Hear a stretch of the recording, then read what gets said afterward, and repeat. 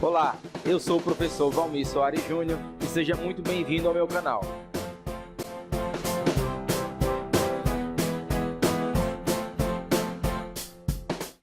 Vamos lá, galera, então, mais uma vez, sejam muito bem-vindos a essa aula do curso de Noções de Administração Pública.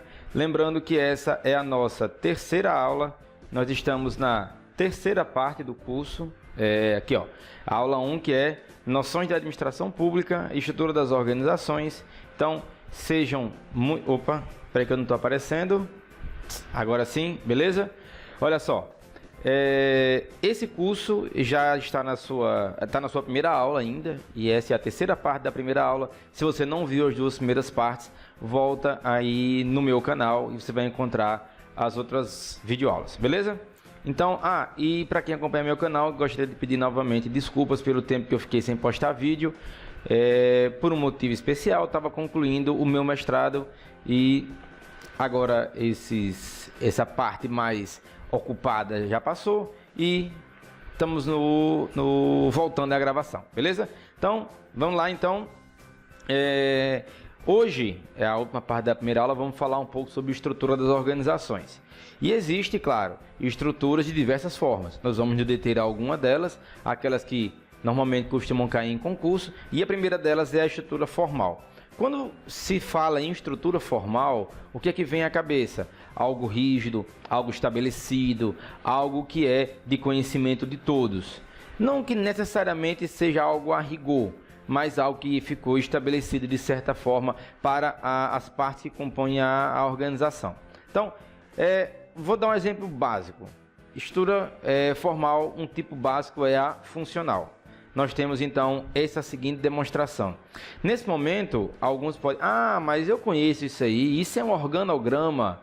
Pois é, o organograma, que é esse mapa, esse desenho que estabelece a estrutura da organização, colocando hierarquicamente os órgãos superiores acima dos inferiores e dividindo cada um no seu setor, cada um cuidando da sua área, é um tipo de estrutura formal. E por que ela é formal funcional? Porque, como você pode ver pela estrutura, a formal funcional ela está subdividida em funções.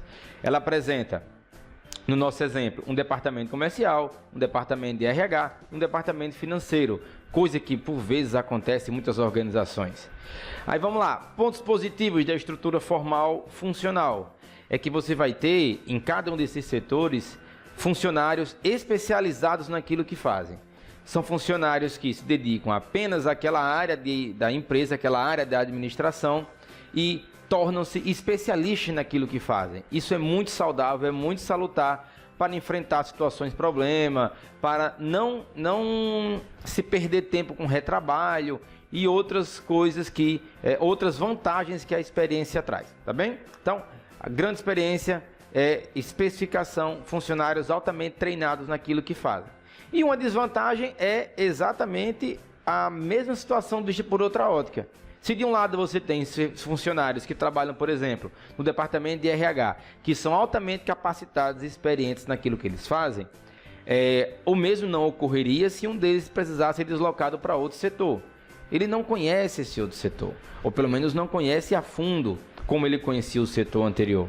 Então, quando se trata de estrutura formal funcional, nós temos organograma como símbolo principal, assim como da estrutura formal. Nós temos hierarquização dentro da empresa, servidores ou funcionários especializados naquilo que fazem e com muito pouco conhecimento das outras áreas da empresa, tá bem?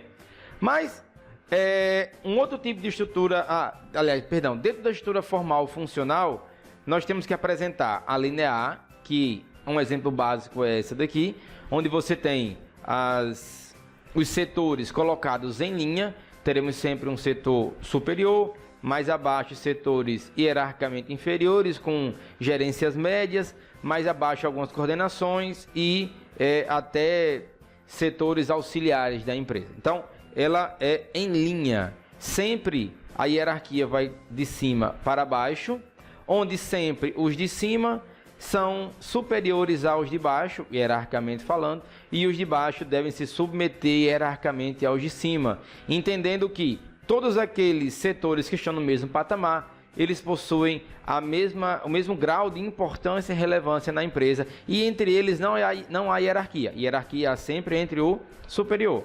Essa é a estrutura formal, funcional, linear, é típica, é a mais típica que se vê em pequenas, médias e grandes empresas, certo? Porque ela é mais lógica, ela é mais fácil. Ela racionaliza, inclusive, vimos a aula anterior de princípios de administração, ela racionaliza a hierarquia, a unidade de comando, a unidade de direção e uma série de outros princípios de administração são respeitados na estrutura formal, funcional, linear, tá? E o outro tipo de estrutura formal funcional é a linha staff. Aí, vamos por exemplo, então, nós temos aí uma direção, um setor jurídico, um RH e uma administração.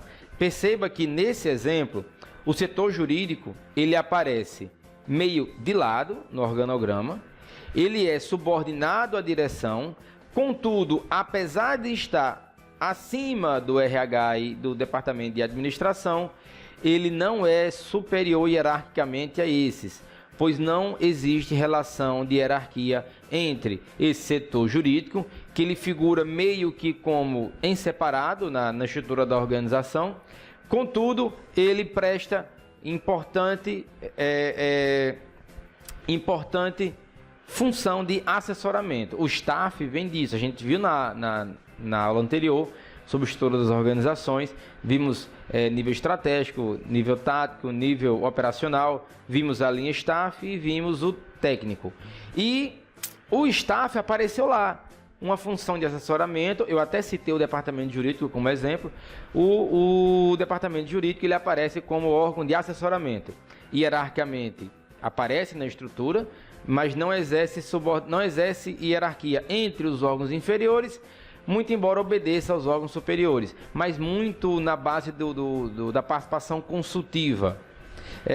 Escritório jurídico, tecnologia da informação e algumas áreas, algumas empresas costumam colocar para staff, para a linha staff, até mesmo departamentos dentro da direção de recursos humanos, como departamento de seleção e treinamento. Eles são colocados alheios, porque a administração entende que é mais fácil deixar esse trabalho para uma empresa que é especializada, tá bom?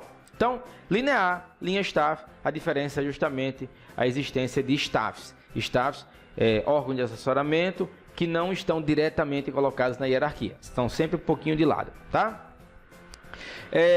Dentro da estrutura formal ainda nós temos a projetizada. A estrutura formal projetizada vem de projetos, certo? Vamos exemplificar com a imagem então. Na estrutura formal projetizada, nós temos a gerência de projetos 1, gerência de projetos 2, gerência de projetos 3.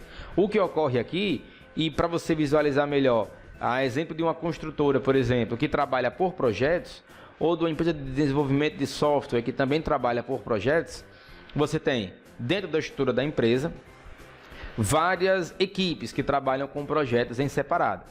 Essas equipes, elas se dedicam especificamente a um trabalho que pode ser permanente ou temporário, e esse setor, esse projeto, ele vai ter as áreas dentro dele. Vai ter departamento pessoal, de administração, vai ter RH, vai ter todas as áreas necessárias para uma empresa, entendendo que cada projeto é um microcosmos, cada projeto é uma nova estrutura a ser desenvolvida dentro daquele projeto, certo? Vantagens, mais uma vez, a especialidade, a volatilidade com que os trabalhos podem ocorrer, a rapidez em organizar e em se reorganizar.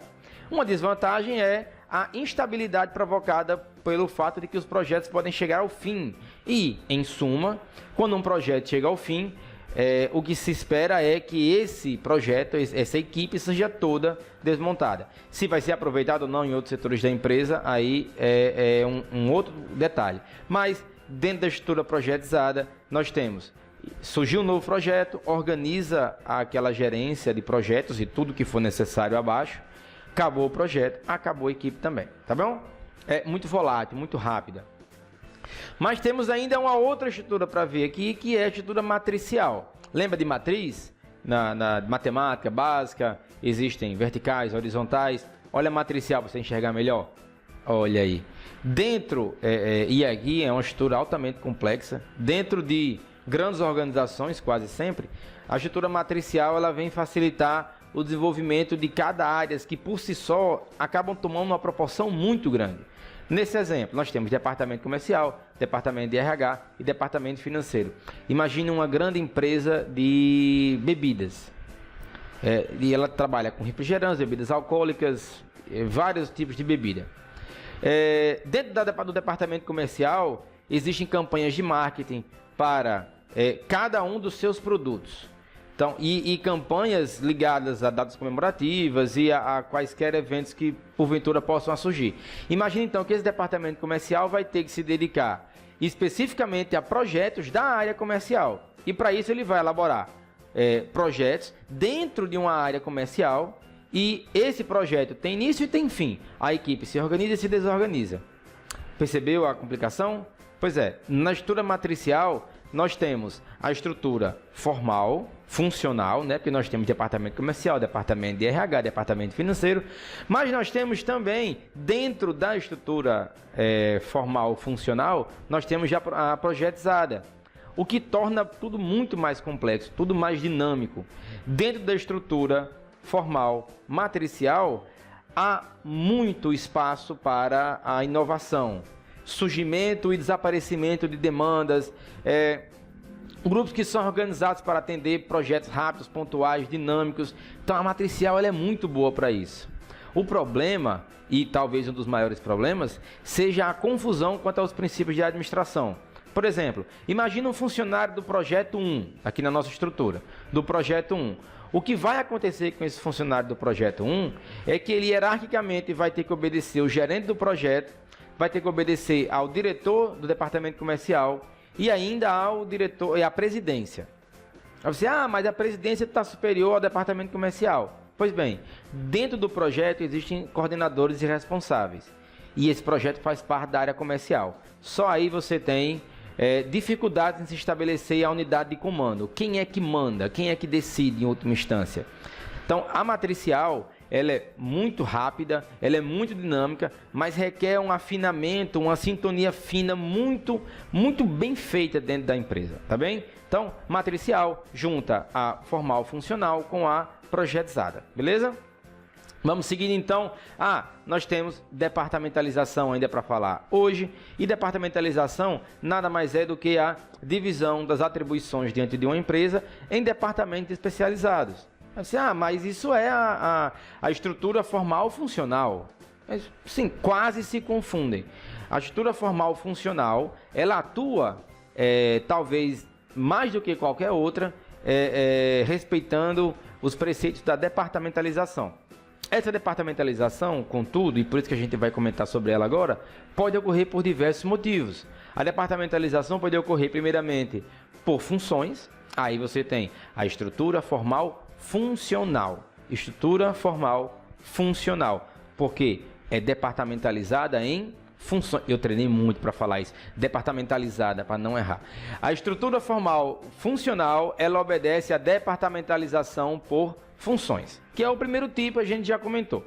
Vamos para outros tipos de departamentalização. Nós temos a departamentalização por clientes. Imagina, por exemplo, bancos que segregam seus clientes entre poder aquisitivo, um nicho de clientes que tem uma remuneração mensal inferior e é atendido num certo grupo, um outro nível de clientes que trabalha e que recebe uma remuneração mais elevada e ocupam cargos mais importantes, são atendidos geralmente por um outro gerente no cantinho ali, numa mesa separada, por trás de um biombo para ninguém ver, porque é um atendimento especializado. O banco segrega por clientes, assim como grande loja de varejo. Imagina uma grande loja de cama, mesa e banho, que vende roupas, estofados, aliás, cama, mesa e banho, vestuário, calçados, tudo. Você tem setor de moda masculina, moda feminina, moda infantil, cama, mesa e banho. Isso também é departamentalizar por clientes, certo? Separando os clientes, colocando cada um para um lugar, para que você organize melhor o atendimento em primeiro lugar. Por produtos e serviços, ocorrem grandes organizações também. especialmente quando se tem muitos produtos sendo feitos. Então, imagina uma empresa, a de bebidas que eu falei. Nós temos setor, a área que trata de refrigerantes, a área que trata de bebidas alcoólicas, a outra área que vai tratar de bebidas lácteas e sucos industrializados e por aí vai. A departamentalização dentro da empresa pode ocorrer também por produtos ou serviços, tá bem?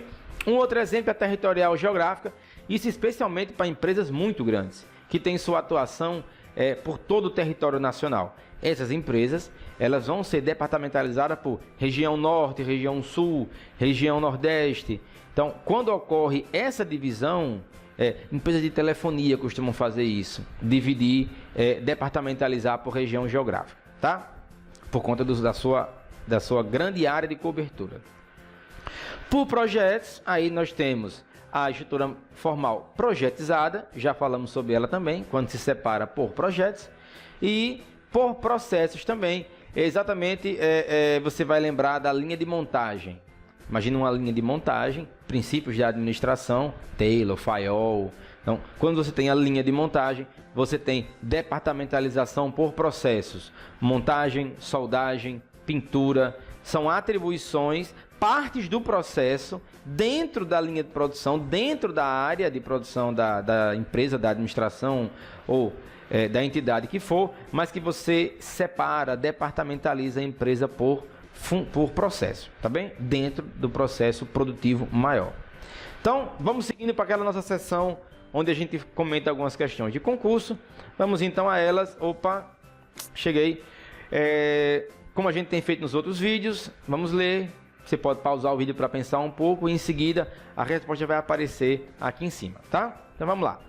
Caso o Ministério das Comunicações busque contemplar uma estrutura que disponha seus órgãos componentes em áreas especializadas, em assuntos específicos e que possua servidores especialistas nesses temas, essa disposição caracterizará uma estrutura funcional. Certo ou errado? Certinho, olha só. É aquilo que a gente já comentou. Separar áreas especializadas, com atribuições específicas e especialistas no tema. É uma estrutura formal funcional ou uma departamentalização funcional, tá bom? Vamos para mais uma. A estrutura organizacional que subordina um funcionário a dois chefes simultaneamente se denomina estrutura linear. E aí, certo ou errado? Errado. A estrutura linear, ela busca justamente combater isso.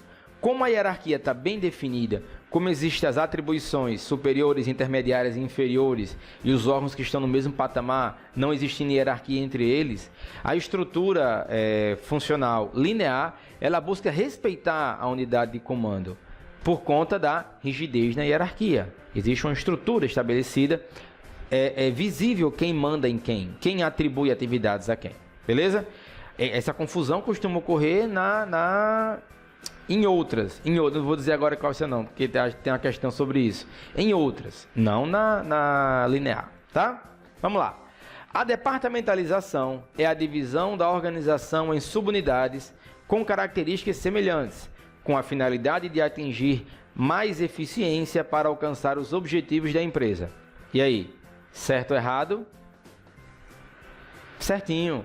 Departamentalização, dividir em outras sub-áreas com características semelhantes, seja por processos, por clientes, por região territorial, por projetos, por funções, seja pelo que for, é a subdivisão em grupos menores para racionalizar a atuação.